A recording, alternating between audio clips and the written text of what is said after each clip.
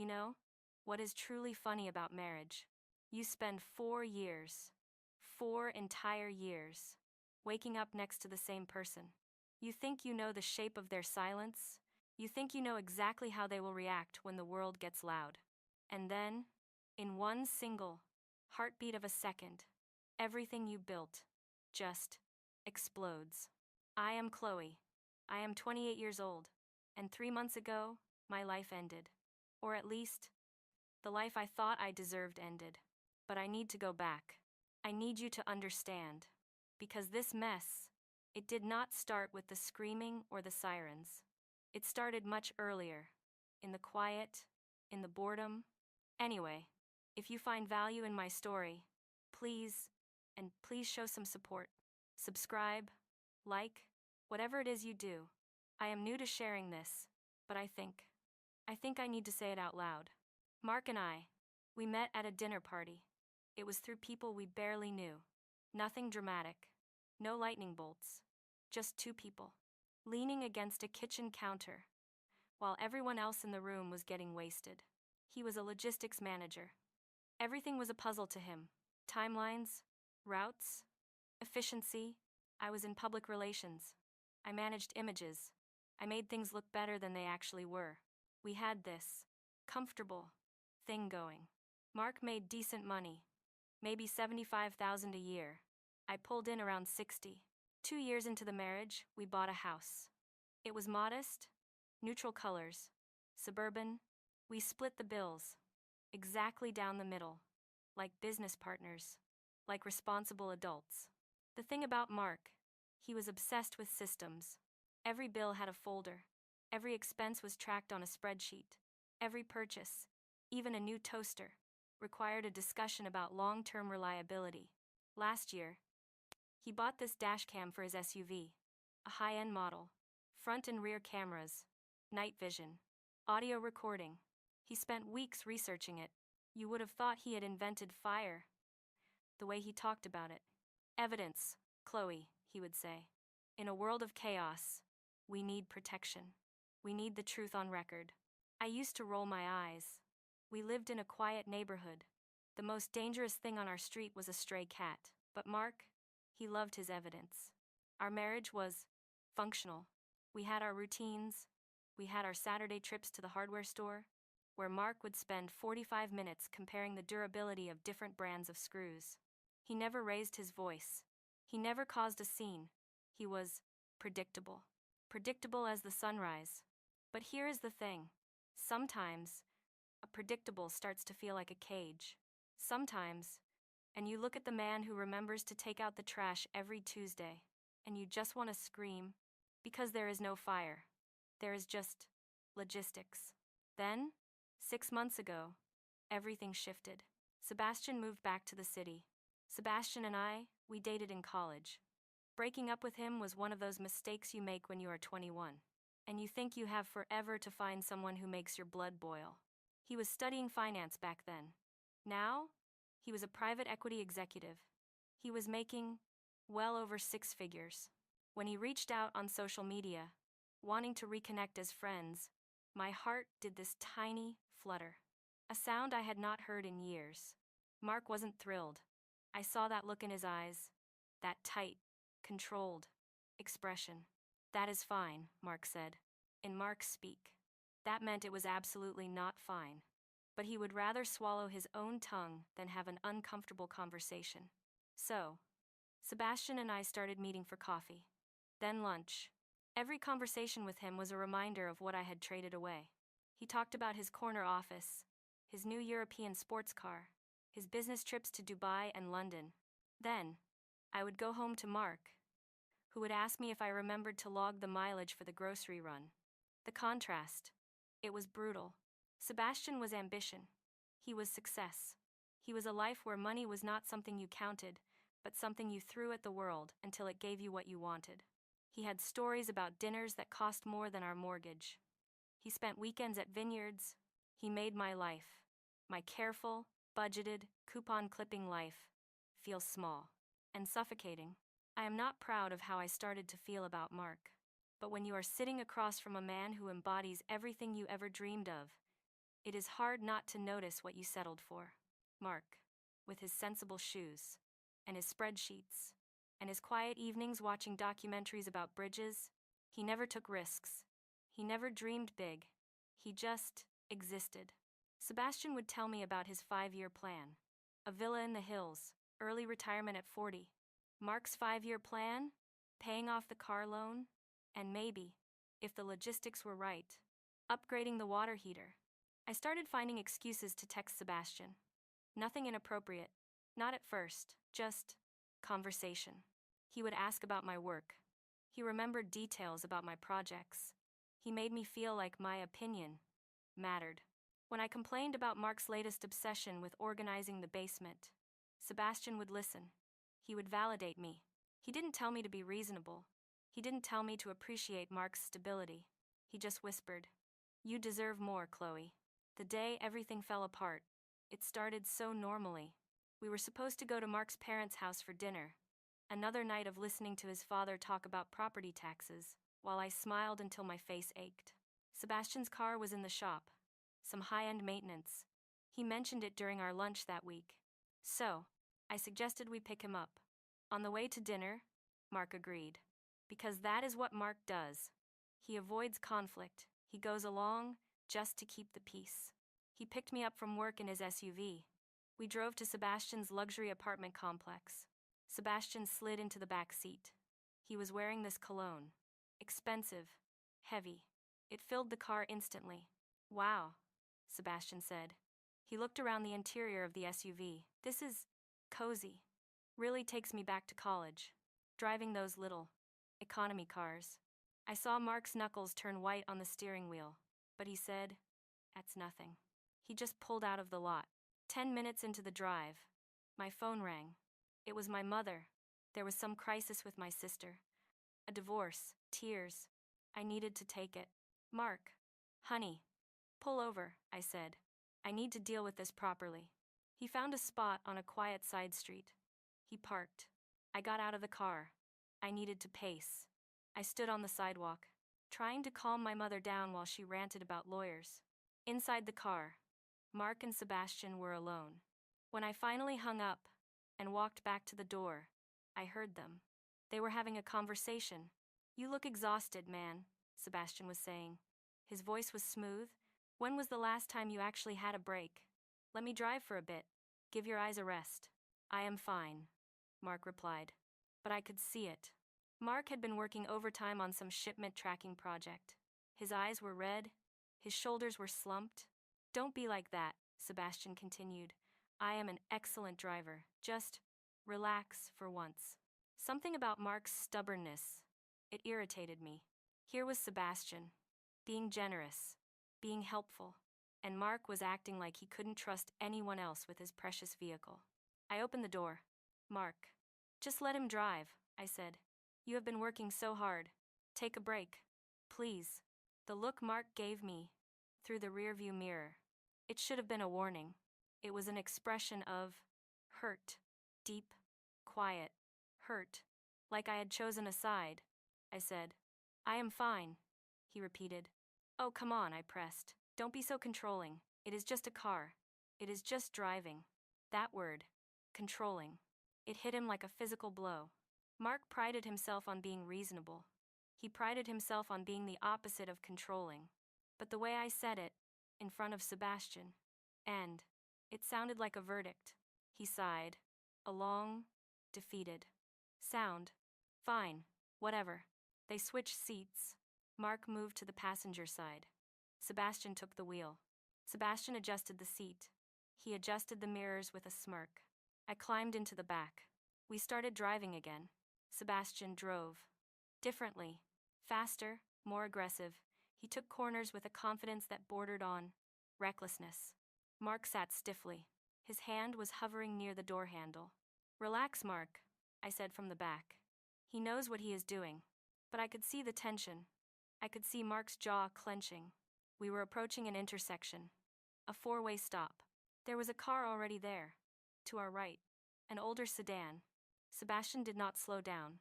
"Sebastian, there is a stop sign," Mark said. His voice was sharp, but Sebastian was already rolling through. He was accelerating. He wanted to beat the other car. He wanted to show off. The woman in the other car. She had already started moving. She assumed we would stop, like we were supposed to. And then, there was this horrible moment of realization. The sound was the worst part. Metal screaming, glass shattering. The impact hit, right on Mark's side. The airbags deployed with a sound like a gunshot. And suddenly, everything was white smoke. And the smell of gunpowder. I was dazed. My head was spinning. The car was a wreck. Twisted metal. Mark was slumped against the airbag. There was blood, dark and thick, trickling down his forehead. The other car had stopped 20 feet away. Sebastian was chanting, "Oh God, oh God, oh God." His hands were shaking on the steering wheel. I unbuckled my belt. I tried to open my door, but it was jammed. I had to crawl out through Sebastian's side. Mark was struggling with his seatbelt. He looked broken. The woman from the other car came running over. "Are you okay? What happened?" Mark was already on his phone. He was calling the police. His voice was steady, despite the blood in his eyes. He gave them the location. He requested an ambulance. He handled it with that calm competence that I used to find so boring. But now, it felt terrifying. That is when Sebastian pulled me aside. Behind the wreckage. "Chloe, listen to me," he whispered. His voice was panicked, urgent. "What?" "Sebastian, Mark is bleeding. I need you to help me," he said. He grabbed my arm. Hard. "I have a DUI on my record from 2 years ago. If the police find out I was driving, I am done. I will lose my license. I will lose my job. My career will be over." I just stared at him. "What are you saying?" Tell them Mark was driving," he said.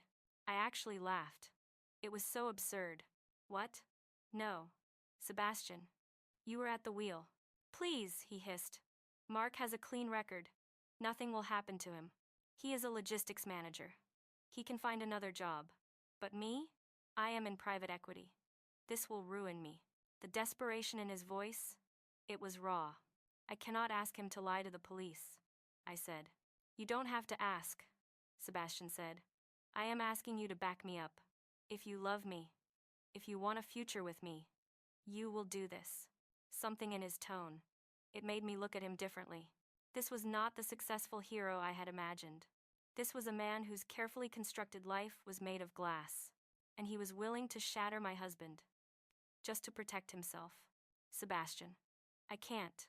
"Yes, you can. Mark is a survivor. He lands on his feet. But me? This is a felony, Chloe. Please." The sirens were getting closer. I looked at Mark. He was finishing the call. He was walking over, limping, to check on the woman in the other car. He was being gracious. Even while bleeding, Mark approached us. "The police are a minute away," he said. "Mark." I started. Sebastian looked at Mark. "I am so sorry. This is all my fault." "Accidents happen," Mark said. "Because." Of course he said that. The police arrived. 2 officers. They started checking on everyone. The woman from the other car was shaken, but okay. Mark declined the ambulance. He told them he would drive himself to the hospital later. Sebastian was clutching his neck, claiming pain. Then, the officer turned to us. "All right, who was operating the vehicle?" This was it. The moment of truth, and that is when I made the biggest mistake of my life. I pulled Mark aside. "Mark, Sebastian is in real trouble," I whispered. "What kind of trouble?" "He has a DUI. If they find out he was driving, he goes to jail. He loses everything." Mark stared at me. His face was pale. So, maybe you could tell them you were driving?" The silence that followed, it felt like it lasted a century. Mark's expression went through a dozen changes. Confusion, disbelief, and finally, something that looked like heartbreak. "You want me to lie to the police?" "I want you to help someone," I said, "by being compassionate. You have a clean record. Nothing would happen to you. But Sebastian's whole future is at stake." "What about my future?" Mark asked. "My integrity? My career?" "Your career is in a warehouse, Mark. Be realistic. You are not exactly irreplaceable." He is special. The words came out harsher than I intended. Mark's face went completely still. I see, he said. If you love me, you will do this, I pressed. Prove that our marriage means something to you. Prove that you can be more than just a spreadsheet. Mark looked at me for a long time. Then he looked at Sebastian, who was watching us with desperate hope. No, Mark said. What? I said. No. I am not lying. I am not taking the blame for an accident I did not cause. And I am not destroying my integrity for him or for you. The officer called us over. Ma'am? Sir? We need a statement. Who was at the wheel? Sebastian looked at me, pleading. I looked at Mark. I felt this surge of rage.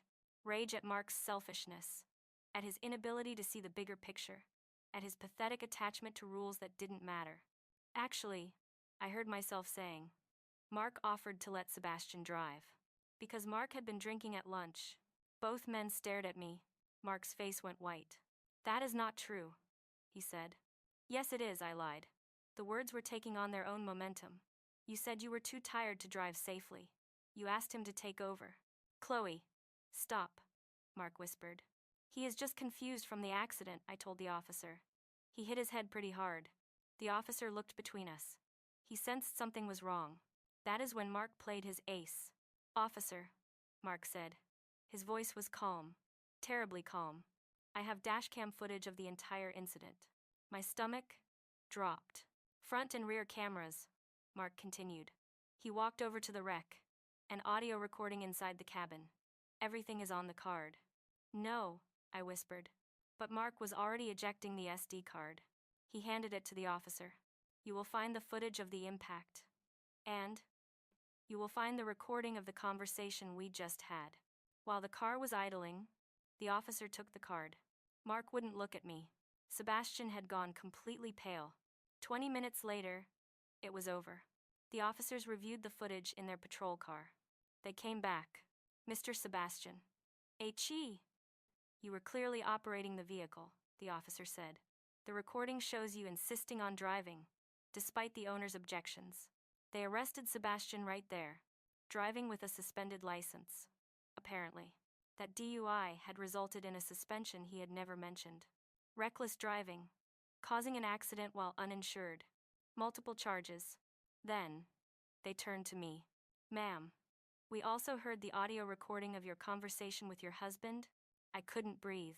Your attempt to get him to file a false report, and your false statement to us just now. I was confused. I cried. The accident. I didn't know what I was saying. The audio is very clear, the officer said. You are under arrest for conspiracy to file a false police report and obstruction of justice. They put me in handcuffs. Actually, handcuffed me, like a common criminal. Mark stood there, watching. He didn't scream, he didn't cry. He just had that same calm expression he used when he was filing his taxes. As they loaded me into the back of the car, I caught his eye. He looked tired, disappointed, but not surprised, like he had been expecting this moment for a long time.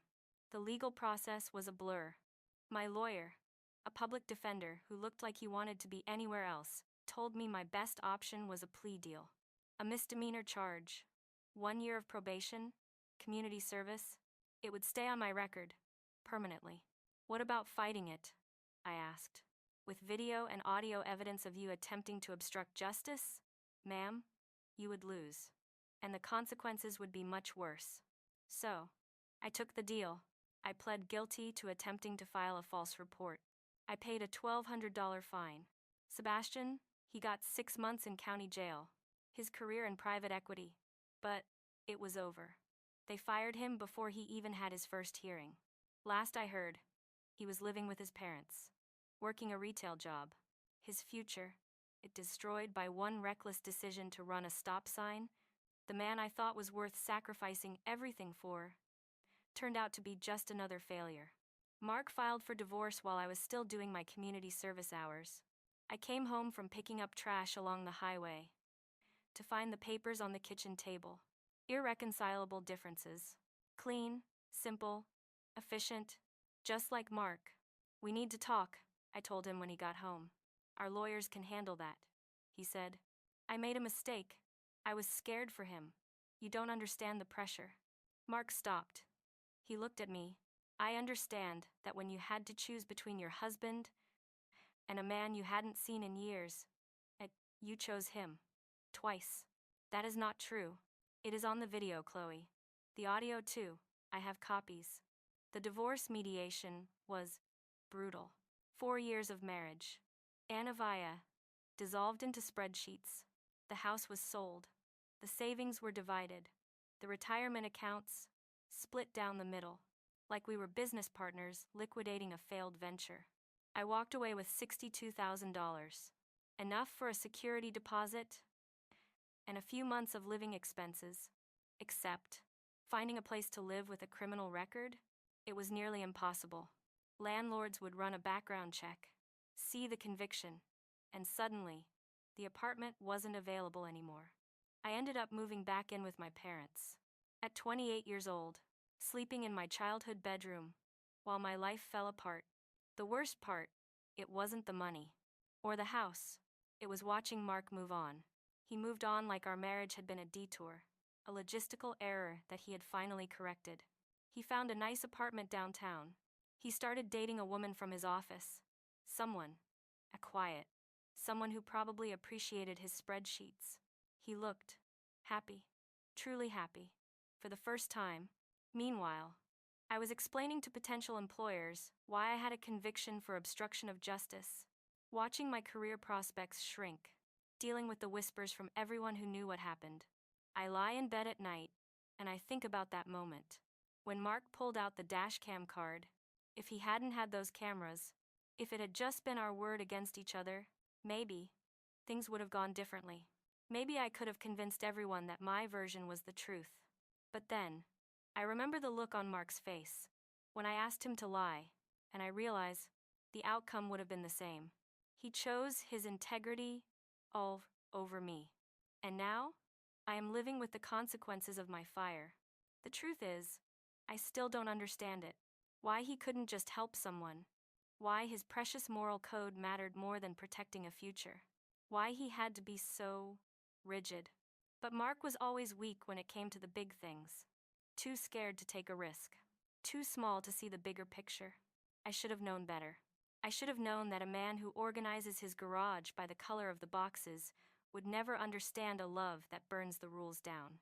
Now, he has his quiet life, and I have my silence, and the absolute, bitter certainty that I was the only one who was ever really on trial.